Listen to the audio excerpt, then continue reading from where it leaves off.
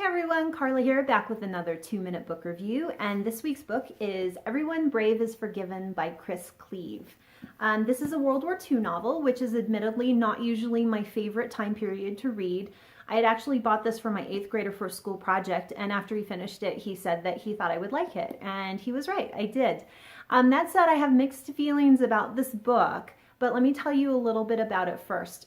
This takes place in the early years of the war in England, at the point where they were shipping children from London out into the countryside for their own safety.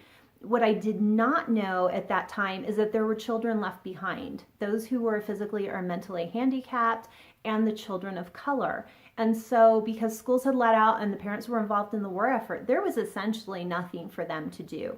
So the story revolves around 3 main characters. Mary, who is a socialite.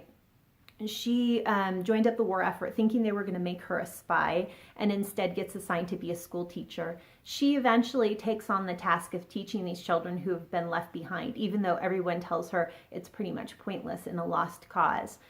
There's also Tom, who ends up being her boss, a teacher by trade and a school administrator. And then there's Alistair, who is Tom's best friend and roommate, who is a museum conservationist and a taxidermist. When he joins up, he gets sent to the front as a soldier. And so Mary and Tom meet and fall in love. Bad things happen. Alistair meets Mary and falls in love with her. And then it turns into this big love triangle. I'm not going to give away too much of the story, but let's just say that really horrible things happen in war. And so these 3 characters really get put through the ringer. I did enjoy this. The high points for me were Chris Cleave's beautiful writing. He's lyrical. This is the best kind of literary fiction, in my opinion, the kind that has beautiful writing, but it doesn't slow down the narrative. There were some turns of phrase that just stopped me and made me reread, and that doesn't happen very often. What I did not like about it is the fact that the writing style is a little bit distant in terms of point of view, and so I didn't feel like I connected with the characters as much as I might have.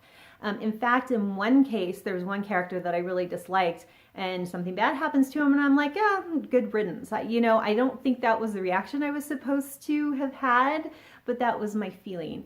I have to say, though, it didn't really ruin my enjoyment of the novel. I thought it was a great book. I was thinking about it for days after. And if you're a fan of World War II fiction, I think this is a no-brainer. You should pick it up. The book is Everyone Brave is Forgiven by Chris Cleave. Until next time, happy reading.